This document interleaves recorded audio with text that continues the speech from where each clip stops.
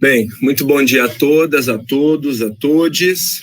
É um prazer enorme estar aqui com vocês, poder compartilhar, aprender com o professor José Valdir, com o professor Benedito, aprender também com os estudantes, mestrandos, agradecer à professora Luzia, a professora Ana Angélica pelo convite, pelo esforço de fazerem esse momento, né?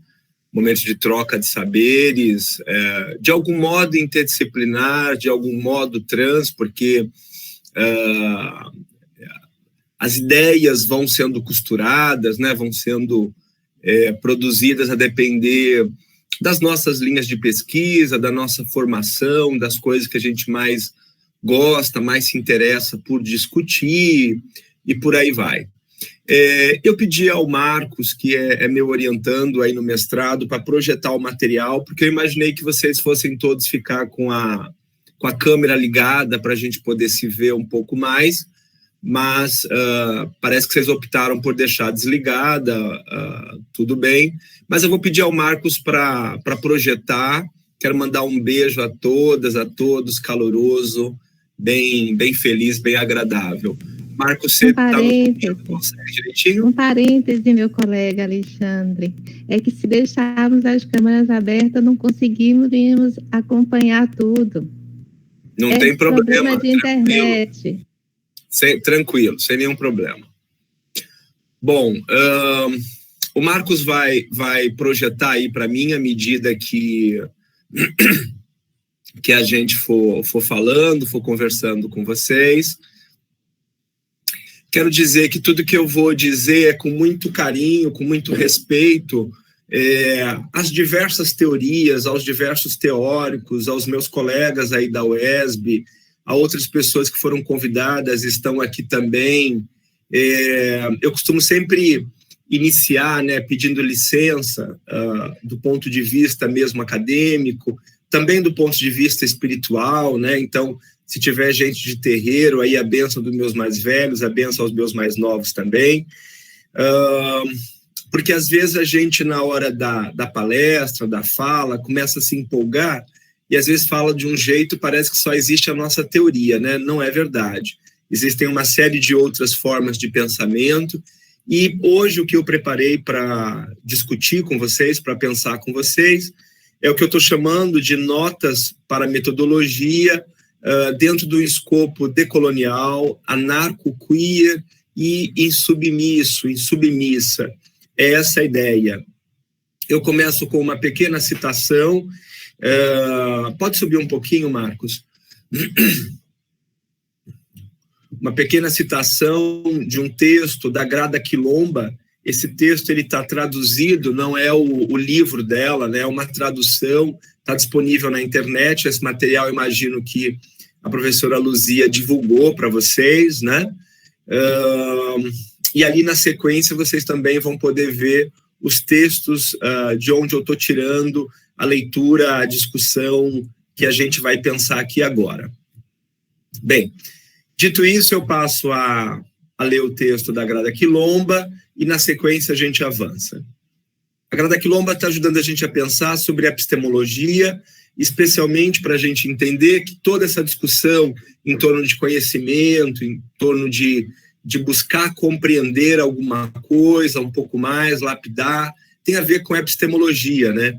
E, historicamente, sempre os mesmos falaram sobre conhecimento, determinando o que era válido e recalcando, rebaixando, colocando numa posição de submissão aqueles outros que eram invalidados, eram legados a uma zona do não ser, para a gente pensar, por exemplo, numa expressão do Frantz Fanon. A Grada Quilomba está, então, dizendo para nós que epistemologia, ciência, é uma área de disputa, é uma área de conhecimento, ela mesma, e é uma área através da qual e a partir da qual a gente deve também tentar disputar. Caso contrário, a gente pode fazer uma pesquisa contra nós mesmos, contra nós mesmas. Eu vou tentar amadurecer isso um pouco mais ao longo da minha fala. Escreveu a Grada Quilomba: por favor, deixem-me lembrar-lhes o que significa o termo epistemologia. O termo é composto pela palavra grega episteme, que significa conhecimento, e logos, que significa ciência. Epistemologia é, então, a ciência da aquisição de conhecimento, que determina a. Os temas. Quais temas ou tópicos merecem atenção e quais questões são dignas de serem feitas, com o intuito de produzir conhecimento verdadeiro. B. Tem a ver com paradigmas. Quais narrativas e interpretações podem ser usadas para explicar um fenômeno? Isto é, a partir de qual perspectiva o conhecimento verdadeiro pode ser produzido? E C. Epistemologia tem a ver com os métodos. Ou seja, quais maneiras e formatos podem ser usados para a produção de conhecimento confiável e verdadeiro. Epistemologia define não somente como, mas também quem produz conhecimento verdadeiro e em quem acreditarmos. Então, historicamente, a gente vê dois pesquisadores, um é branco e outro é negro. Muito provavelmente a gente foi formado para acreditar que o pesquisador branco está falando a verdade, ou que o pesquisador branco tem mais conhecimento, que ele sabe mais e por aí vai. Se a gente pega um homem e uma mulher, eu estou pensando apenas no fato de ter pepininho e ter mexeriquinha, a gente começa a achar que o que tem pepininho tem mais conhecimento. Se a gente pega um europeu e alguém da Argentina, alguém da América do Sul, a gente começa a achar que o europeu tem mais conhecimento. Nesse sentido, a gente já começa a perceber que o cabedal, que a forma como a gente produz conhecimento, epistemologia, teoria, ciência, ainda é uma forma de conhecer bastante pautada pela colonialidade, pelos interesses da Europa, pelos interesses daqueles mesmos sujeitos, brancos, europeus, de classe média alta, homem, judaico-cristão, cisgênero, né? E isso, claro, recalcando, rebaixando mulheres, indígenas, negros, negras, todos esses outros sujeitos. Nesse sentido, me parece que a gente vai precisar... Pode abaixar um pouquinho, Marcos. A gente parece que vai precisar discutir metodologia dentro dessa senha, dessa chave maior de disputa de saber e disputa de conhecimento. E percebendo se a gente não está fazendo um conhecimento que é contra nós mesmos, um conhecimento contraproducente, contraprodutivo, o que me parece até mais interessante quando a gente pensa a questão de lugar de fala, né? Lugar de fala não implica apenas na cor da pele, não implica apenas no local em que você está localizado, mas se aquele conhecimento que está sendo produzido é um conhecimento que colabora com o grupo, que colabora com uma mudança do status quo e da própria sociedade, ou se acaba por manter aqueles sujeitos nos lugares que a sociedade dominante está interessada que eles estejam. Os três textos aí que a gente está utilizando, Adriano Leon, o texto do Alexander Ortiz Ocanha e Vivian Santos também, Notas Desobedientes. Pode subir um pouquinho, Marcos? No ponto 1, a gente vai perceber que aquilo que a gente conhece historicamente como ciência, como pesquisa, como conhecimento, está dado, está produzido, está marcado por uma lógica da modernidade.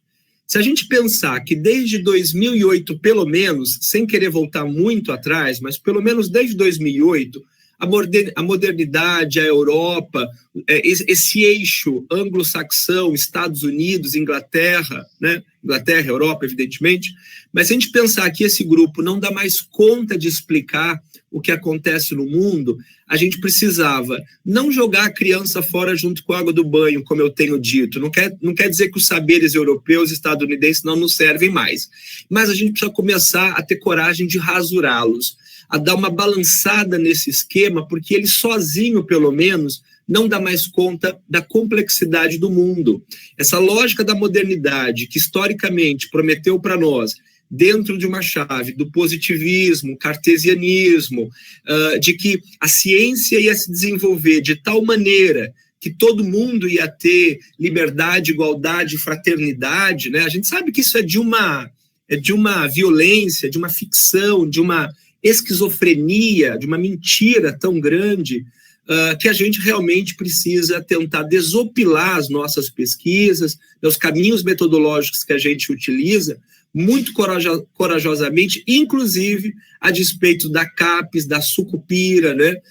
A despeito do currículo Lattes. Então, repensar corajosamente as formas de fazer pesquisa, porque aquelas que estão dadas aí parece que não nos atendem. Que lógica é essa da modernidade, né? É a lógica que diz para nós que haveria igualdade para todo mundo. Não acolhe isso. Por outro lado, é uma lógica que impera numa igualdade que busca a universalidade, né, o universo único verso, aquilo que retorna para si mesmo, né, universo, como se todo mundo fosse igual. E nós sabemos que não. Aqui no Brasil, por exemplo, a gente tem 1% da população que detém quase 90% da riqueza. Como falar, então, de lógica de igualdade? Agora mesmo, vivendo tudo isso em torno da Covid, como dizer que estamos no mesmo barco? É claro que não estamos no mesmo barco, é claro que há desigualdades profundas, né? Muito bem, essa lógica da modernidade, ela tem a ver com uma linguagem que separa as coisas e que nega as ambivalências, que nega o terceiro excluído, que nega que sempre alguma coisa sobra, né? Essa lógica da modernidade, ao invés de trabalhar com ambivalência, com a complexidade das coisas, ela trata as coisas de uma maneira bastante rasteira. Volto a dizer, Alexandre, então quer dizer que o pensamento cartesiano não vale mais de nada? Vale sim, é óbvio. Por exemplo, eu moro numa casa que tem a parte de cima da casa, então o teto não cai na minha cabeça porque foi construído a partir de uma lógica cartesiana. Mas é preciso pensar, essa lógica traz que outros problemas, que outras situações isso pode nos trazer, pode produzir para nós. Muito bem, mas essa lógica da modernidade, ela é unidimensional, né? E ela está limitada aos estudos da colonialidade. Ela ainda lida as coisas como objetos de investigação, né? E essa palavra, de um lado objeto, de outro lado sujeito, é extremamente perigosa, porque quem é que é o objeto? É sempre o outro, né? É o negro, o indígena, os povos de terreiro. Quem é que é o sujeito? Eu que posso falar, eu branco, eu europeu, eu homem, eu macho, né? Então, é esse sujeito que arroga para si um saber, né? Que no fundo é mesmo um saber arrogante sobre os outros, sobre o restante do mundo. E muitas vezes transforma o estudante que vai para o mestrado, para o doutorado, nesse sujeito arrogante também. Então imagina um menino negro que vem lá do Quilombo e ele aprendeu lá com a mãe, com a avó dele, né? Tem um negócio lá de benzimento, tem um negócio lá de fazer um chás, um negócio, ele volta para a comunidade dele dizendo que aquilo não serve, que aquilo tem problemas, ou ele volta tendo estudado aquilo, agora ele acha que ele é o que sabe tudo, né? Esse conhecimento arrogante deve cair por terra, porque ele separa as coisas, ele é binário, né? Então, de um lado o humano e o não humano, de um lado a natureza, do outro lado a cultura, né? Essa lógica de natureza de um lado e cultura do outro impacta, por exemplo, nos estudos queer, nos estudos de gênero, impacta na forma como a gente lida com o meio ambiente. Ora, se eu, Alexandre, sou ser humano e sou superior à natureza, claro que eu posso mudar o curso dos rios a meu contento. Mesmo que depois vá chover granizo, não sei lá onde, depois eu boto na conta de Deus. Eu digo que não é assim mesmo, desde que o mundo é mundo, né? Essa lógica binária, essa lógica da modernidade também é central para o capitalismo e continua mantendo os interesses dos lucros, né? Os interesses das grandes empresas. É preciso, então, pensar que essa lógica da modernidade também implica em dificuldades para as questões de gênero, para as questões de raça e por aí vai. Muito bem, a gente tem que então se perguntar se essas práticas, se a forma como a gente vem historicamente desenvolvendo conhecimento nas universidades, na academia, não é autoepistemicida. O que eu quero dizer com isso? Me parece que nessa lista aqui tem 48 pessoas. Me parece que nenhum de nós tem um Mercedes-Benz na garagem. Me parece que nenhum de nós aqui é rico, proprietário de terras, empresário, né? Na moral, né, gente? A maior parte de nós é tudo fudido, lascado. Aí a gente fica fazendo pesquisa que atende ao interesse dos poderosos. Não é muito doido isso da nossa parte, não? A gente fica fazendo pesquisa contra negro, contra indígena. Ah, Alexandre, mas não é bem assim, é uma pesquisa tão fofinha, tão bonitinha que eu faço. Sim, perfeito, né? A gente né, muito cheio de interesses e tal, mas o fato é que muitas vezes essas pesquisas reforçam os lugares dos sujeitos. E aí, pensando, por exemplo, né, o professor Valdir estava trazendo o Gertz para a gente pensar, me parece que assim, a gente precisa entrar nisso que a gente chama de campo, que também não é um nome bacana, sempre percebendo que os nossos passos são desajeitados. E como é que a gente vai fazer para, durante a nossa pesquisa, não fortalecer espaços de opressão, né? Não viabilizar colonialidade, colonização, dizendo que a gente não está fazendo isso, e muitas vezes a gente está. Às vezes contra nós mesmos, contra a própria educação que a gente quer que melhore. E aí, nesse sentido, encaixa a própria reflexão em torno de lugar de fala, que a gente poderia, só isso daria um curso, mas não é o nosso caso aqui. Lugar de fala tem a ver com explicitar, segundo Ribeiro, explicitar experiências de Jamila, né, Jamila Ribeiro, explicitar experiências historicamente compartilhadas por grupos localizados nas relações de poder. Então, para além de pensar na questão da pele, na questão de se eu sou indígena, se eu sou negro, se eu sou mulher, e porque eu sou mulher eu posso falar de mulher, né? Alexandre Homem não pode falar de homem, né? Essa ideia, essa leitura rasa de lugar de fala faz com que a gente não perceba as relações de poder, os jogos de interesse e, mais ainda, se essa pesquisa colabora para a produção de outros sujeitos, outras narrativas, outros interesses, outras perspectivas que não aquelas do status quo. Sobe um pouquinho, por favor, Marcão. Aí, a gente, com Boaventura Souza Santos, vai também ter que se perguntar, as nossas pesquisas continuam colaborando para o silenciamento de outras narrativas, de outras formas de ver o mundo? Continua produzindo ausências, né? Para além do epistemicídio, que é uma chave, uma categoria de análise interessante, né? A nossa pesquisa continua produzindo ausências, e essa produção de ausência implica que o sujeito está lá sem estar, né? É mais profundo do que simplesmente silenciá-lo. Me parece que é interessante, especialmente se a gente caminhar com o chamado giro decolonial, né? Na educação, especialmente porque aqui é um programa que lida com as questões de ensino, de educação, né? A gente tentar pensar as nossas pesquisas em outra base. E aí eu vou tentar pontuar para vocês o que seria esse giro decolonial, nessa alteração de um pensamento colonial para um giro decolonial na educação. Para além de ir ao chamado campo, para além de, como o professor Benedito disse, conseguir um título e ganhar 30% no nosso salário, parece que pesquisas comprometidas com o giro decolonial, elas não estão apenas ocupadas em produzir teoria. Teoria vem de teorem. Teorem é uma forma de ver o mundo. Então é um óculos que eu ajusto para poder entender, perceber determinadas coisas. Produzir teoria é importante? Claro que é, não há dúvida. Mas para além de produzir teoria, eu preciso aplicar isso, eu preciso colaborar para a aplicação disso.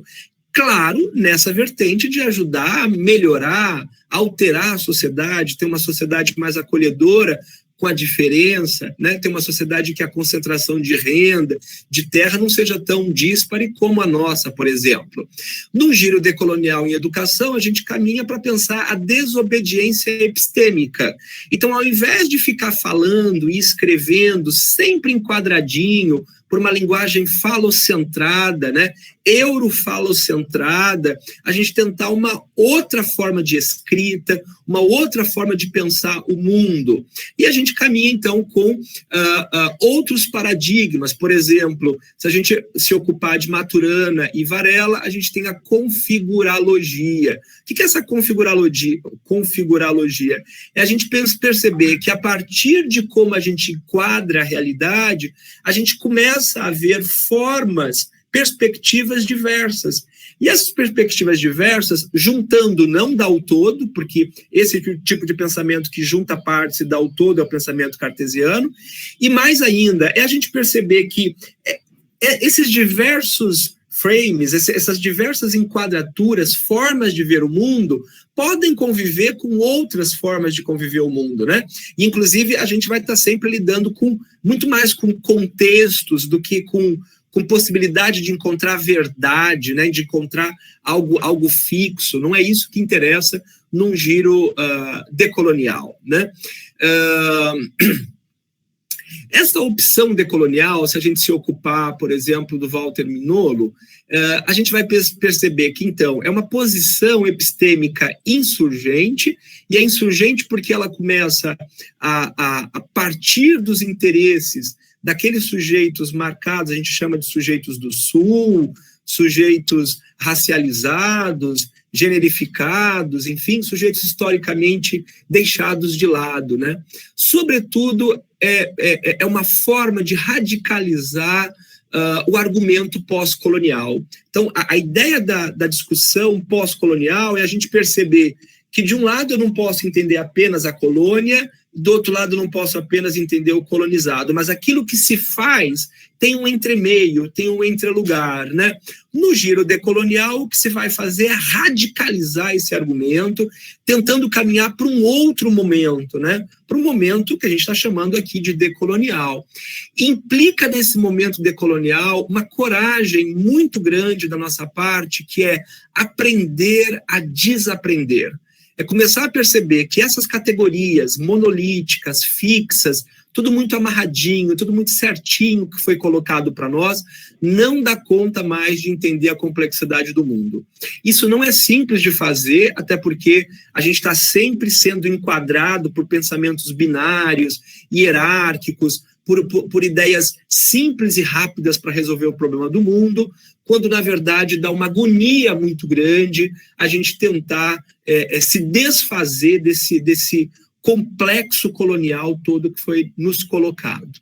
Muito bem. E o que seria, então, uma investigação decolonial, né? Ela tem a ver com algumas chaves aí para a gente pensar. Uma delas, a interculturalidade decolonial configurativa.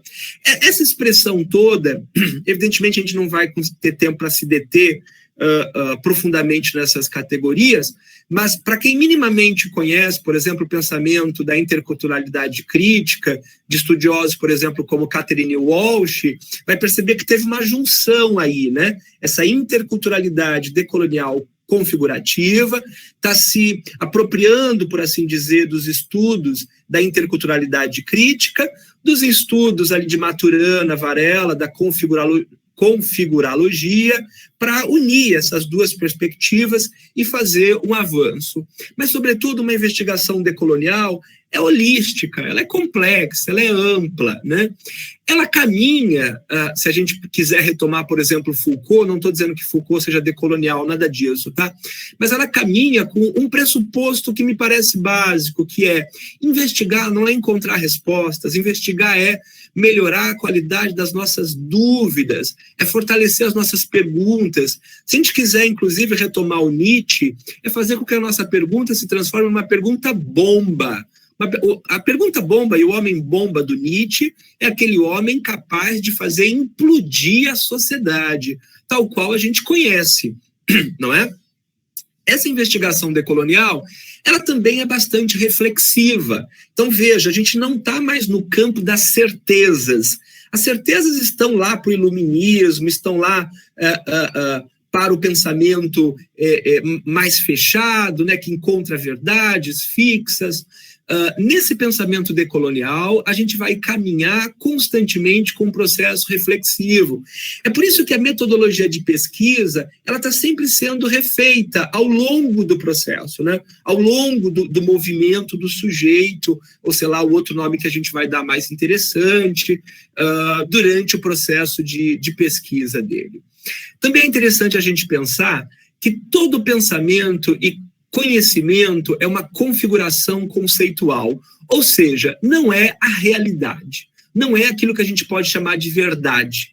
É uma invenção, é uma configuração conceitual, é um conjunto de conceitos, né?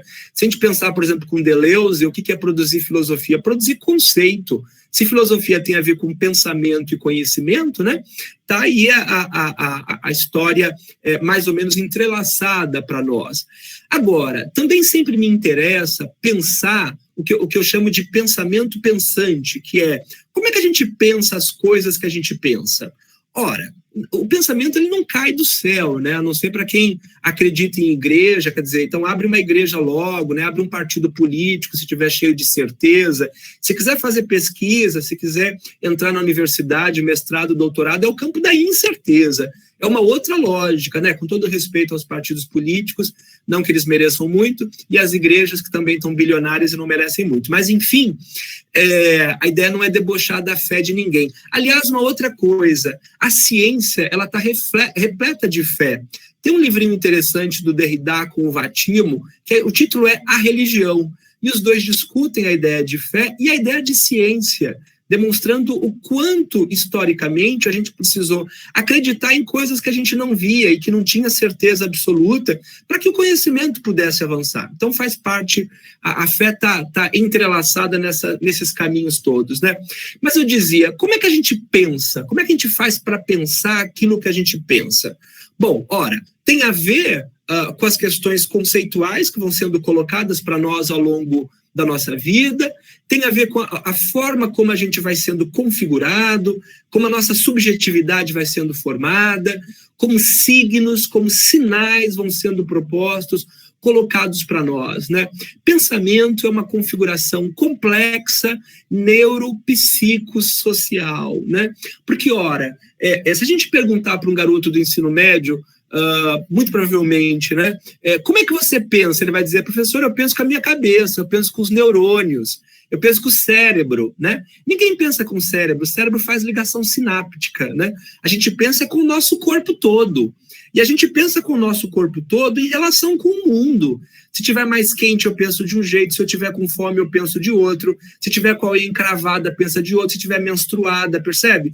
Meu cachorrinho comeu meu dever de casa, eu penso do outro jeito. Por aí vai, né? Então, é uma configuração complexa como a gente pensa as coisas, como a gente pensa o mundo.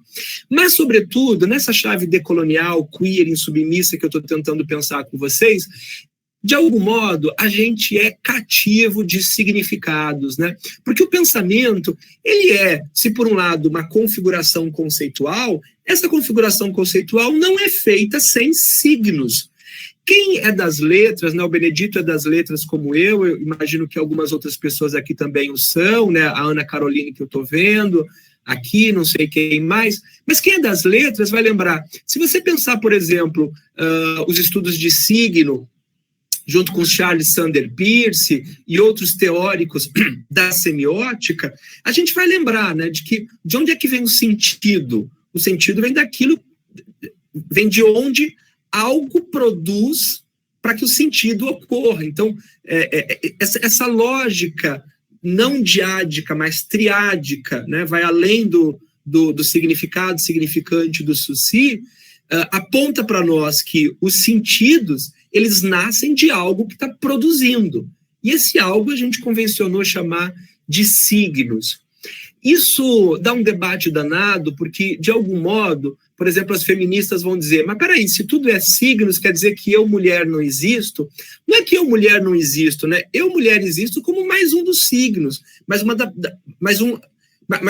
um processo de produção de sentido, de significado. Signos. Nós, tudo que vivenciamos, como existimos e o que usamos para configurar o mundo.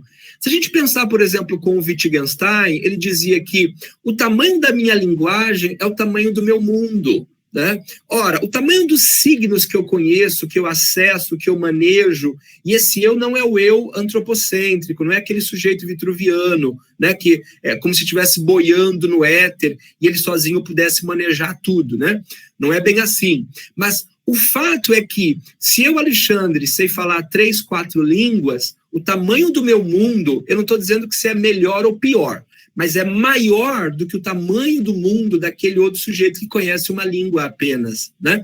Então, há coisas que vão... Um exemplo bobo, você coloca um filme para um sujeito que sabe alemão assistir e o filme está em alemão, aquele que não souber vai ter outro entendimento, a gente pode chamar de entendimento assim ou assado, né? Mas parece que o tamanho dos signos, os quais eu tenho acesso e consigo manipular, tem a ver com a forma que eu vejo o mundo. O que isso tem a ver com a minha pesquisa? Ora, quanto mais eu tiver acesso a concepções metodológicas, a signos, a produção de sentido, muito provavelmente a minha pesquisa será muito mais ampla, talvez até muito mais interessante.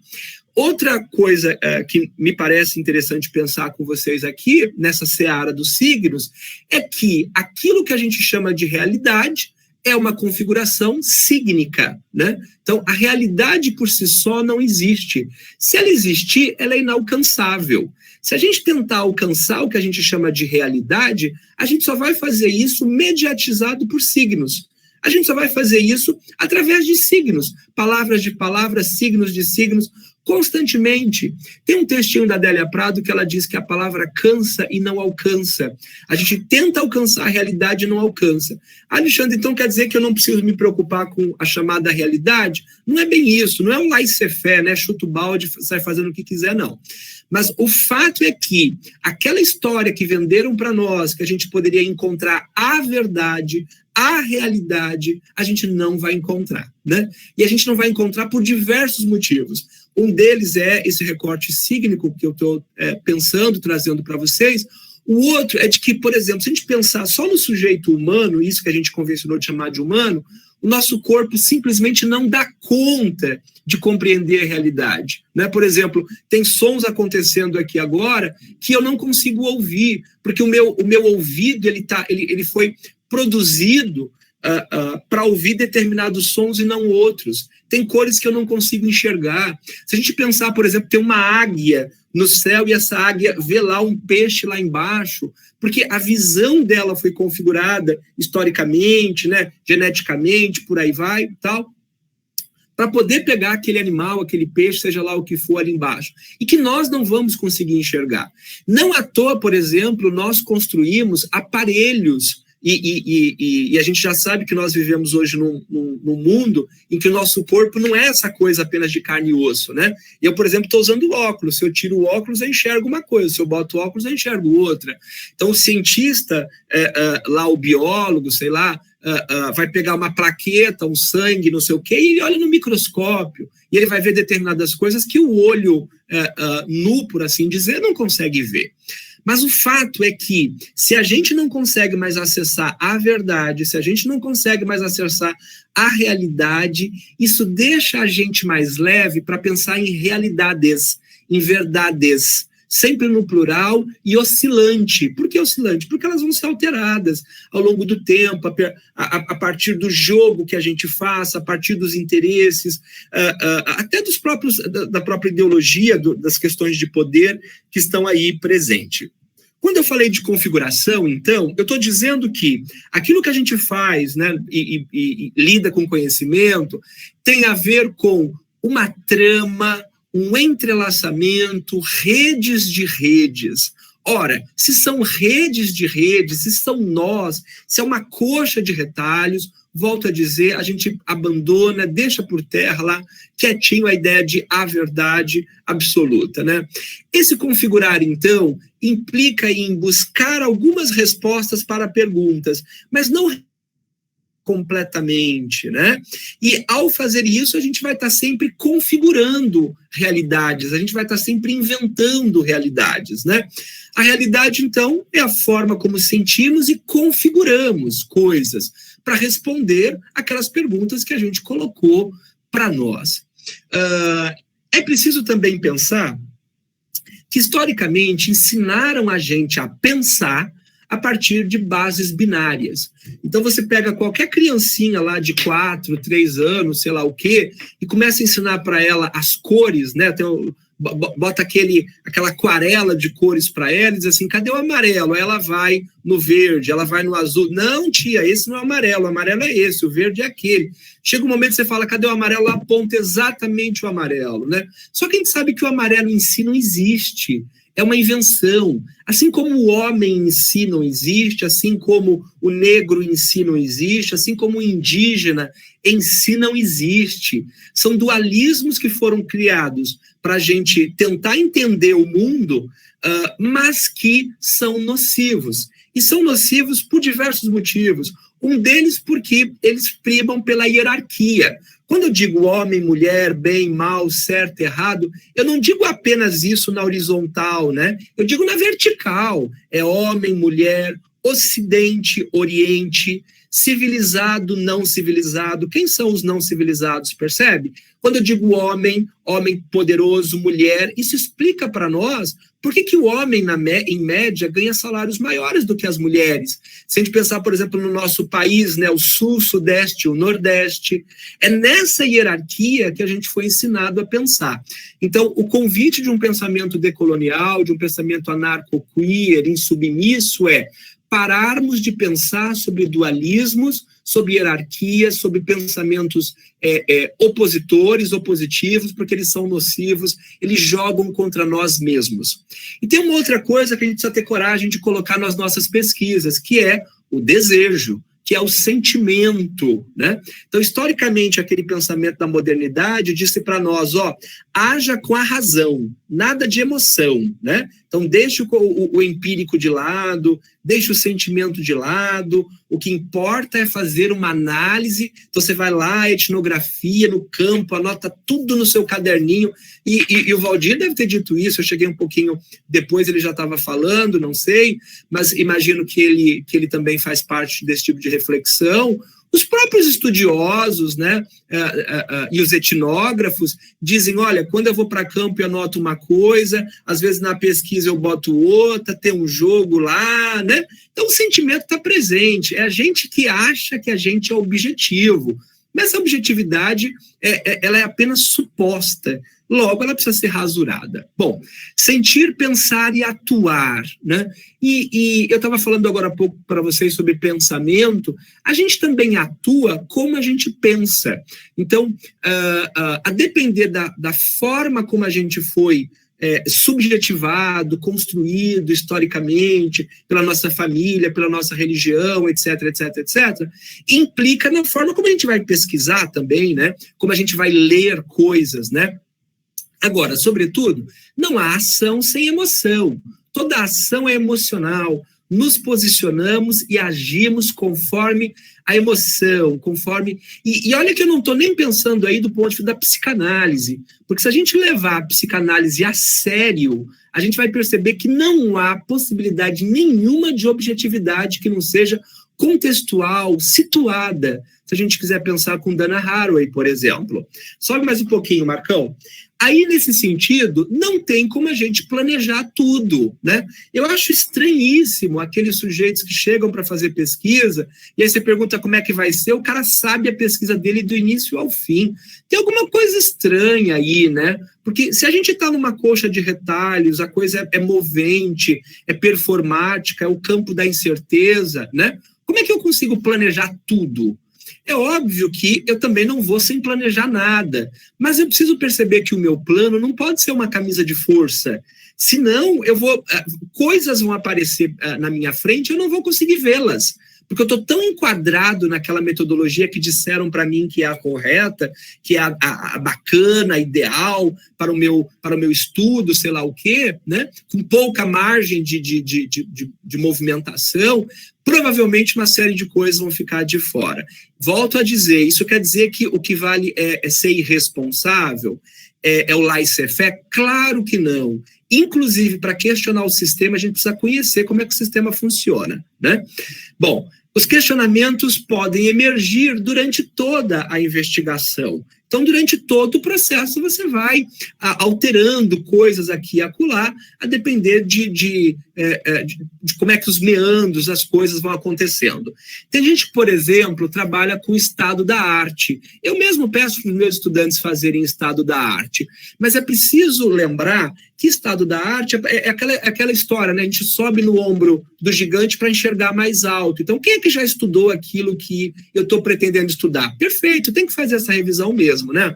Agora, mais do que fazer o estado da arte como uma coisa fixa, parada, não é isso que nos interessa, né? Então, a gente subiu no ombro do gigante, está enxergando mais, agora a gente vai se aquilo que ele disse como referências epistêmicas, inclusive perguntando, no nosso estado da arte, cadê a presença das mulheres, dos negros, dos indígenas, cadê a presença das travestis, das transgêneros, dos homens, mulheres transgêneros, etc. Esses sujeitos historicamente recalcados, né?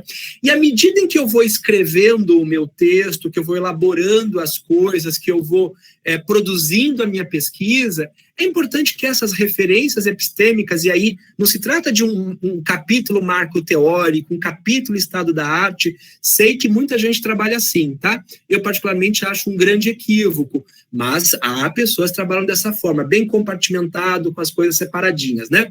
Me parece, numa perspectiva decolonial, que o ideal é que isso se transforme em referências epistêmicas que vão sendo diluídas durante todo o texto.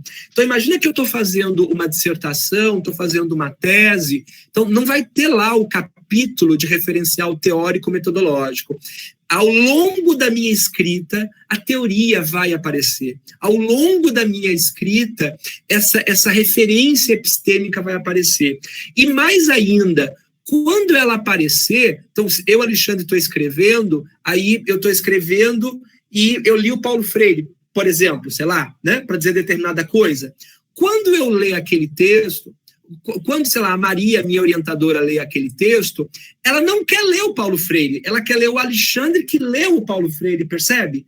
Então, ou seja, a coisa vai se diluindo mais ainda. Porque se fosse para Maria, minha orientadora, ler o Paulo Freire, ela pegava logo o livro do Paulo Freire, né?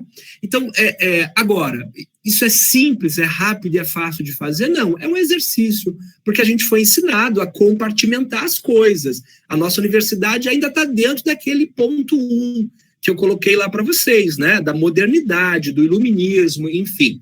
Bom, há algumas falácias, me parece, sobre as metodologias. Então, por exemplo, de um lado tem um sujeito que observa e descreve coisas, né? Não tem, né?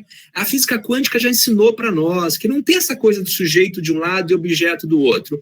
Ah, mas Alexandre, de vez em quando até você usa essas palavras, perfeito, mas ó, lembra, a gente usa e rasura elas, coloca elas entre aspas, diz, ó, agora eu não estou encontrando uma outra palavra para colocar no lugar, mas sei que não é a melhor palavra, sei que não é a melhor ideia, isso, sujeito de um lado, objeto do outro, assim como não tem essa diferença de qualitativo e quantitativo, né? É indissociável a ideia de qualidade, de quantidade. Tem gente que ainda fala de pesquisa quali-quantitativa. Numa chave decolonial, né, isso cai por terra, não aparece para nós, né? Outro detalhe é que o investigador, o pesquisador, não vai alterar a sociedade, né? A sociedade vai se alterando com o tempo a depender de uma série de fatores. O que nós podemos fazer é que a recepção do trabalho, da pesquisa que acontece dentro da universidade, possa ir se espraiando e aí os sujeitos alterem a partir das produções, né? Isso tem a ver com a participação em eventos, tem a ver com eu relacionar a minha pesquisa com a minha comunidade, produção de livros, sei lá que coisas podem fazer, mas o fato é que aquele sujeito que achava que ele ia fazer uma pesquisa e que ia mudar a sociedade, né, é outra falácia, outro equívoco, né? Eu falava para vocês sobre sujeito e objeto. Então, quando eu trabalho nessa chave, quem é o sujeito, gente? É o europeu, é o branco, é o homem, né? Quem é o objeto? É o colonizado, né? A subjetividade tem a ver com algo que me parece muito interessante. Nenhuma pesquisa é neutra. né?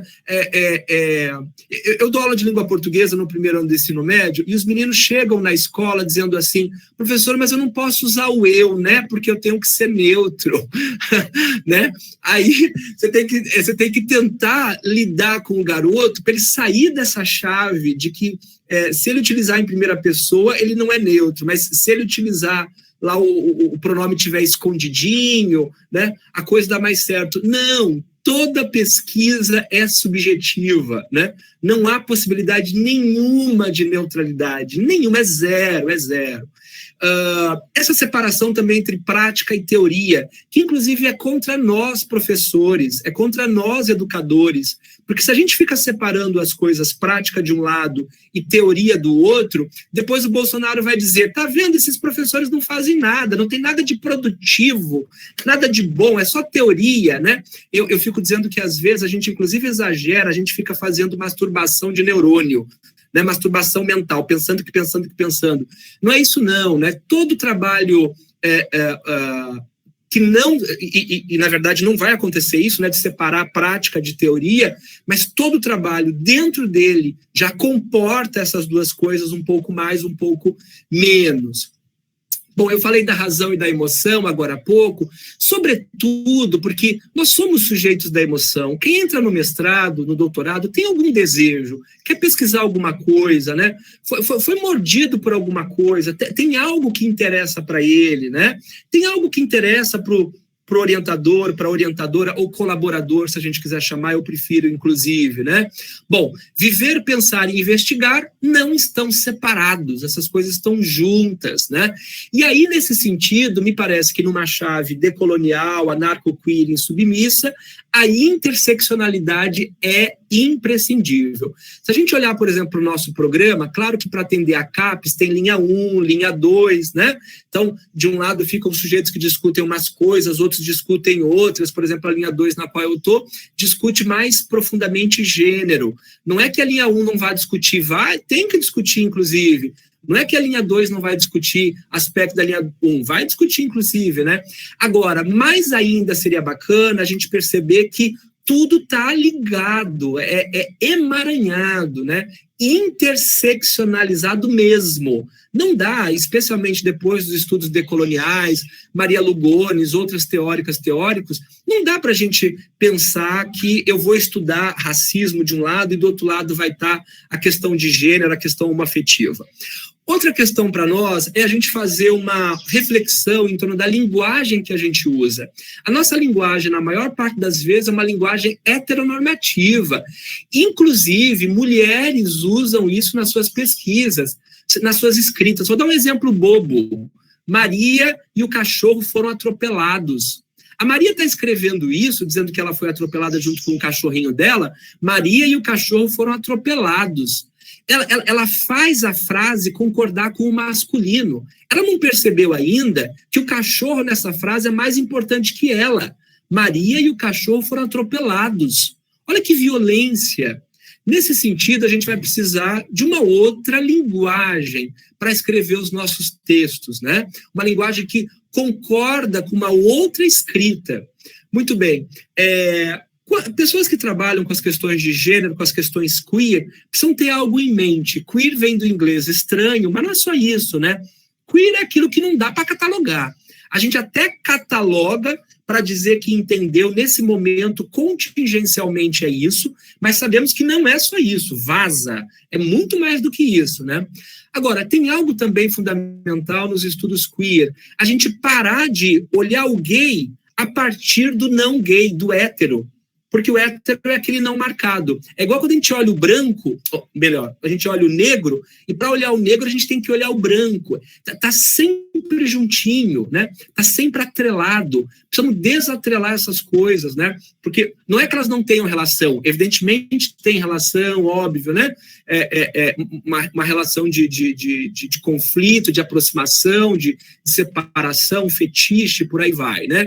Mas, sobretudo, o que eu estou dizendo é, na hora de fazer estudos que envolvam questões de raça, gênero, queer, a gente tomar cuidado para que a nossa linguagem não tenha sido sequestrada pelos interesses da heterossexualidade cisnormativa. Bom, até o século XVIII, por exemplo, sequer a ideia de feminino aparecia, sequer a ideia de mulher aparecia, era sempre o masculino, sempre o homem, né? Sempre o macho. Bom, e o que é esse campo queer dos estudos? É o campo das diferenças. A gente vai lidar com diferenças. E não é diferença opositiva, não. É diferença constante. Mais ainda, é aquela diferença que nos agride. É aquela diferença que eu não posso transformar em algo controlado, controlável. E as pesquisas muitas vezes estão no campo do controle, né? Então, o campo queer é o campo do sinuoso. Tem a ver com teoria pós-estruturalista também, né? Com os estudos feministas, com os grupos anarquistas, né? O ativismo anarquista. Pensando em pós-estruturalismo, por exemplo, no pós-estruturalismo, a gente tem sujeito e os processos de subjetivação são mais interessantes os processos de subjetivação e o assujeitamento do que a própria ideia de sujeito fechado em si, né? Negação de qualquer possibilidade de essência, de verdade, de marco zero, de origem. Então, não há possibilidade de pensar identidade como algo fechado dentro de uma pesquisa pós-estruturalista. Isso quer dizer que a gente não vai mais falar de indígena, de negro, de homoafetivo? Não, vai falar disso. Só que vai falar disso rasurando a própria categoria, porque a gente já sabe que essas identidades bem marcadas, essencialistas, são identidades armadilha que atendem os interesses do capitalismo, que atendem aos interesses do neoliberalismo. É preciso, então, numa chave pós-estruturalista, pensar em multiplicidades identitárias. A ênfase está na diferença, né? Estrutura versus o campo da significação, né? Então, o que mais interessa para nós não é uma leitura dentro da chave pós-estruturalista da estrutura em si, mas o que interessa é estudar a estruturalidade da estrutura.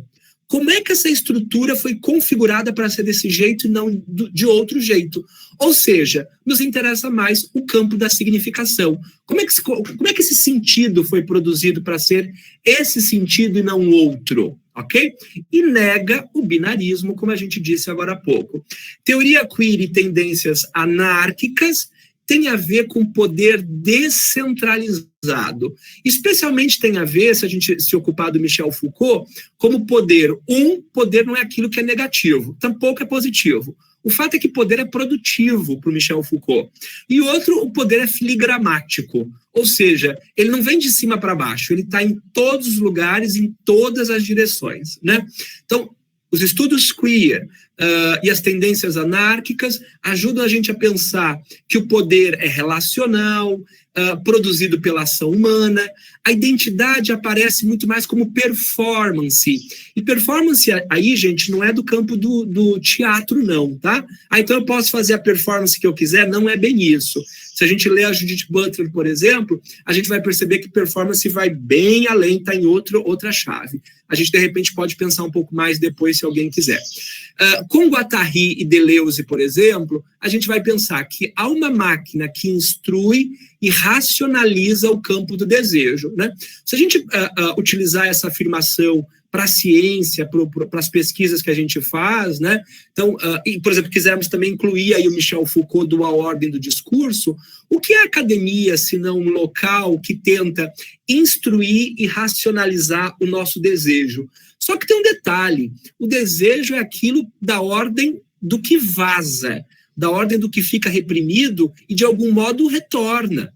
Pode retornar, né? Se a gente, então, não lidar tanto com esse racionalismo dentro das pesquisas, provavelmente os desejos dos sujeitos aparecerão mais, né? E esses sujeitos, aí sim, segundo Guattari e Deleuze, se tornarão sujeitos. Mas sujeitos do quê? Sujeitos dos desejos deles, e não sujeito do desejo do outro, né? Quem é esse outro, de novo? Branco, europeu, etc, etc. Passa um pouquinho, Marcos.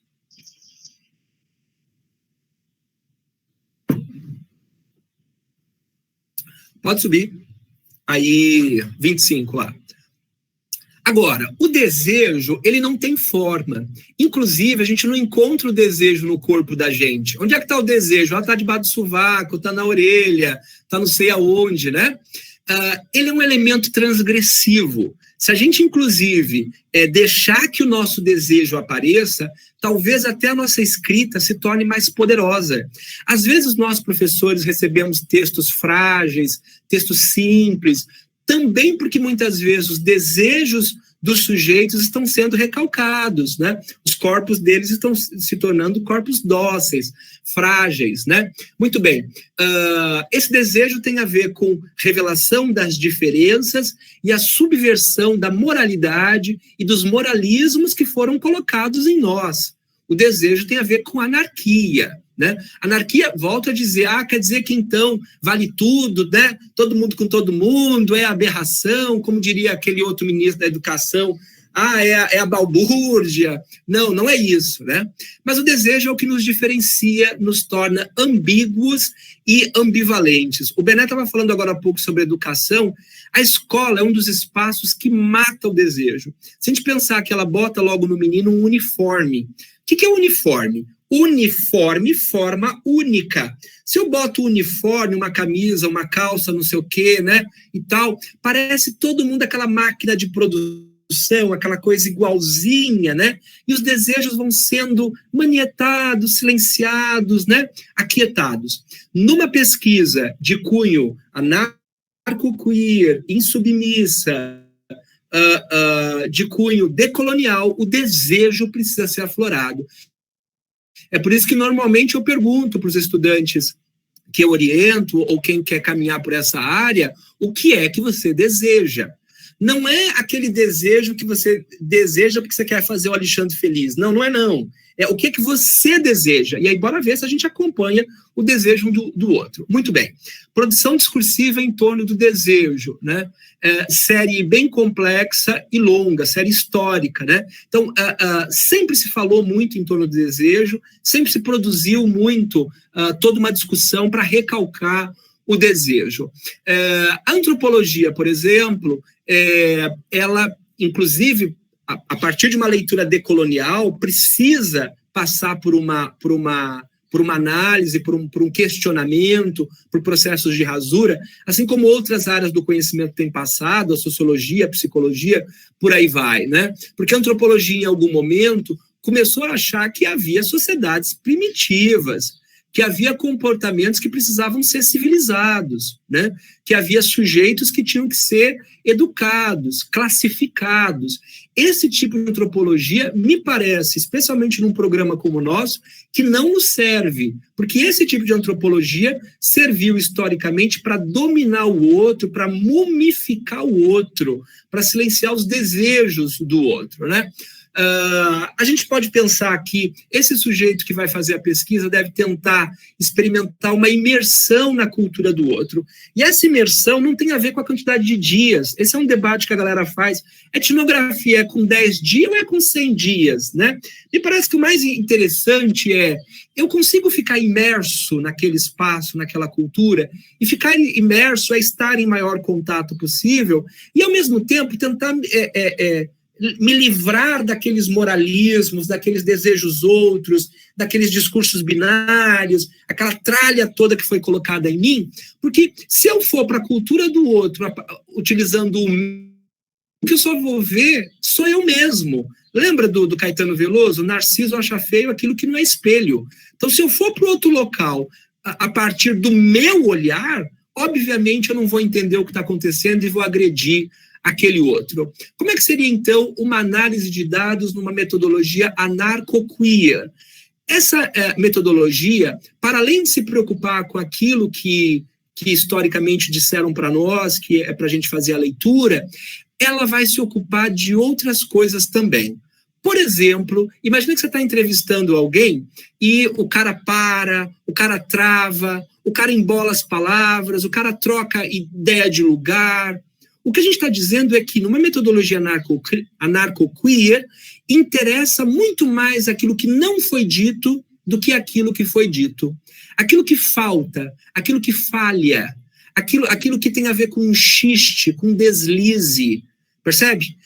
Aquilo que produziu no sujeito um sujeito da normalidade. É isso que mais nos interessa. Os rompantes, aquilo que espoca, aquilo que esvai, nos interessa muito mais do que aquilo que num processo, por exemplo, de uma entrevista, e a gente sabe que o sujeito numa entrevista, ele sabe que de algum modo ele está sendo vigiado, policiado, pode até ser punido, então provavelmente ele vai tentar se conter e tem coisas que não serão ditas, né? Nesse tipo de pesquisa nos interessa muito mais o ato falho, as negações, né, o negacionismo, né? Os gestos e a escassez de gestos. Teoria queer. Hétero e homossexualidade são categorias de conhecimento, uma linguagem que estrutura aquilo que conhecemos sobre corpos, desejos, sexualidades e identidades. O que os estudos queer estão dizendo para nós? Que nem hétero e nem homo existem por si mesmos, por si sós, e também não existem como algo fixo. São categorias, são formas de tentar compreender, conhecer alguma coisa, conhecer o mundo. Muito bem. Estou terminando. E essa percepção, então, dentro de uma chave decolonial, se dá não necessariamente nos corpos, mas atravessado por algo que atravessa os corpos, nos processos de constituição desses corpos, nos processos de constituição desses sujeitos, dessas subjetividades. Então, ao invés de necessariamente, pense em corpo como corpo mesmo, pense em corpo como, por exemplo, uma instituição. Então, eu estou estudando uma escola e eu quero saber por que botaram aquela sala naquele lugar, tem esse tamanho. Isso é um corpo também, né? Para além disso, o que interessa não é necessariamente aquilo que está na parte mais rasa, na parte mais em cima, mas como aquilo foi constituído para ser isso que a gente está dizendo que é aquele corpo. Isso interessa muito mais, os processos de constituição, ok? As categorias de análise, então, devem aparecer de maneira fluida e contraditória. Imagine aí, se você pegar um orientador, uma orientadora, que estiver trabalhando com bases binárias. Não se trata de julgá-lo se ele está certo ou se está errado, mas provavelmente ele vai dizer que a sua pesquisa não tem fundamento, não tem validade, não é bacana, né? Porque aqui é uma chave outra. A gente lida com a fluidez, com aquilo que flui, e inclusive com coisas que desmentem o já dito, é o contraditório. Muito bem. Sexualidade tem a ver com performance, com o exercício do desejo. A sexualidade não tem a ver com se eu tenho piruzinho, se eu tenho mexeriquinha. Isso quem fala é a Damares, isso quem fala é o Malafaia, né? Nós aqui a gente vai olhar para como é que as pessoas exercem o desejo e não se aloja apenas só no sexo. Também não nasce com identidades bem marcadas, fixas. Como é que seria, então, Alexandre, uma metodologia anarco-queer? Ela vai sempre se utilizar de táticas. Veja, não tem a ver com rigor, não tem a ver com algo pronto. Com fluxos, são fluxos desejantes. Estratégias do sujeito e seu desejo. E veja que o sujeito não se aparta do desejo, porque quanto mais separado ele estiver do desejo, menos sujeito ele é. Ele é um sujeito sujeitado, ok? Muito bem. A investigação é singular. Toda investigação é única, no sentido de que, se você mexe um pouquinho no óculos, já começa a ver outra coisa. Você mexe um pouquinho, outro frame vai aparecendo, né? O método é construído junto com essa singularidade. Só serve naquele momento, é híbrido e provisório. Essa pesquisa é sempre afetada pelo outro. E mais ainda, ela se permite ser afetada. Ela quer ser afetada. Afetar o outro não tem a ver só com afeto. Afetar tem a ver com aquilo que nos agride, nos tira da ordem, né? Nos dá um rompante, nos desorganiza, nos tira dos trilhos que a gente achava que estava absolutamente correto, né? É um método nu, tem a ver com ressonâncias, dobras, superfícies estriadas e contornos. Obviamente, quem leu, quem teve acesso a Deleuze e Guattari, está percebendo que a ideia de rizoma está aí presente, né? É uma pesquisa que se abre ao acaso, ao inusitado, ao não dito, assistemático, desprovido de metacategorias, porque as metacategorias eram categorias que davam conta de entender o mundo dentro daquela chave moderna, né? Então, tinha lá um pai, tinha uma origem, tinha um fato para voltar, né? Aqui não tem mais, a gente já abandonou esse tipo de coisa sem medo de ser feliz, né? Tem a ver com rizoma, investigação é cartográfica, vai lidar com rastros e não com verdade, vai lidar com marcas, com mitos, com ficção, com os próprios medos do sujeito que está produzindo a pesquisa, né? Em colaboração sempre com outros. Tem a ver com uma poética do delírio de tentar encontrar o real. Veja que eu disse delírio de tentar encontrar o real e não de encontrar de fato o real. Aí, o convite de uma pesquisa narco-queer, insubmissa, decolonial, é sempre de descolonizar o conhecimento. Junto com Grada Quilomba, descolonizar o conhecimento significa criar novas configurações de conhecimento e de poder, e de preferência que elas não ajudem a gente a continuar dando tiro no próprio pé, mas sobretudo que elas nos empoderem e nos fortaleçam. Obrigado, é isso.